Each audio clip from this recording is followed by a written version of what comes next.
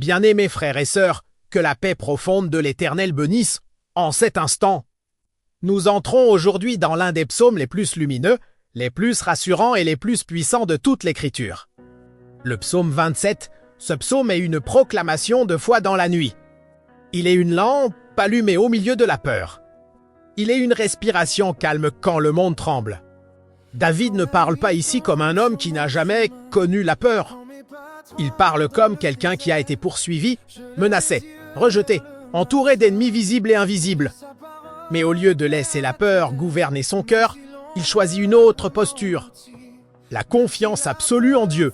Le psaume 27 n'est pas seulement un texte à lire, c'est une déclaration à prononcer, c'est une position intérieure à adopter. C'est un refuge spirituel où l'âme trouve repos, force et assurance. Entrons dans ce psaume comme on entre dans un sanctuaire. Laissons chaque mot apaiser nos craintes, éclairer nos ténèbres et fortifier notre foi. Bien-aimés frères et sœurs, lisons ensemble psaume 27. L'Éternel est ma lumière et mon salut, de qui aurais-je crainte? L'Éternel est le soutien de ma vie, de qui aurais-je peur? Quand des méchants s'avancent contre moi pour dévorer ma chair, ce sont mes persécuteurs et mes ennemis qui chancellent et tombent. Si une armée se campait contre moi, mon cœur n'aurait aucune crainte. Si une guerre s'élevait contre moi, je serais malgré cela plein de confiance. Je demande à l'Éternel une chose, que je désire ardemment. Je voudrais habiter toute ma vie dans la maison de l'Éternel, pour contempler la magnificence de l'Éternel et pour admirer son temple. Car il me protégera dans son tabernacle au jour du malheur, il me cachera sous l'abri de sa tente. Il m'élèvera sur un rocher, et déjà ma tête s'élève sur mes ennemis qui m'entourent. J'offrirai des sacrifices dans sa tente, au son de la trompette. Je chanterai, je célébrerai l'Éternel. Éternel, écoute ma voix. Je t'invoque, aie pitié de moi et exauce-moi. Mon cœur dit de ta part, cherchez ma face. Je cherche ta face, ô Éternel. Ne me cache point ta face, ne repousse pas avec colère ton serviteur. Tu es mon secours, ne me laisse pas, ne m'abandonne pas, Dieu de mon salut. Car mon père et ma mère m'abandonnent, mais l'Éternel me recueillera.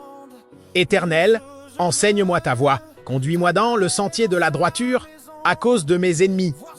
Ne me livre pas au bon plaisir de mes adversaires, car ils s'élèvent contre moi de faux témoins et des gens qui ne respirent que la violence.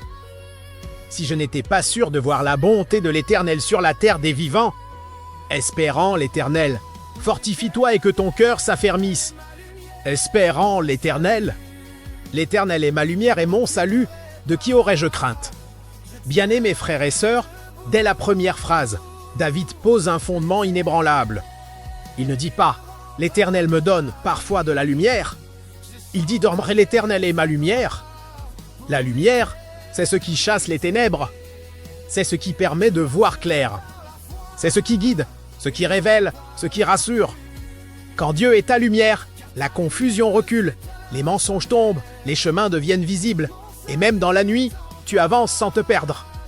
Bien-aimés frères et sœurs, David ajoute « mon salut », pas un salut théorique, un salut personnel, intime, vécu. Dieu n'est pas seulement celui qui sauve en général, il est celui qui me sauve, moi, ici et maintenant. Alors David pose une question rhétorique, puissante, presque provocante, de qui aurais-je crainte? Ce n'est pas une négation de la réalité du danger, c'est une affirmation de la supériorité de Dieu sur toute menace. Puis il continue, « L'Éternel est le soutien de ma vie, de qui aurais-je peur ?» Quand Dieu soutient ta vie, ce n'est pas seulement ton corps, c'est ton esprit, c'est ton avenir, c'est ton appel, c'est ton identité. Les ennemis peuvent encercler, mais ils ne peuvent pas renverser ce que Dieu soutient. Bien-aimés frères et sœurs, David évoque ensuite les adversaires, les oppresseurs, les ennemis. Il ne les minimise pas, il les nomme, mais il affirme qu'ils trébuchent et tombent. Pourquoi? Parce que la force de David ne vient pas de lui-même, elle vient de la présence de Dieu avec lui. Puis David fait une déclaration bouleversante. « Je demande à l'Éternel une chose, que je désire ardemment. » Remarque, il ne demande pas la victoire. Il ne demande pas la sécurité. Il ne demande pas la richesse. Il ne demande pas même la fin des ennemis.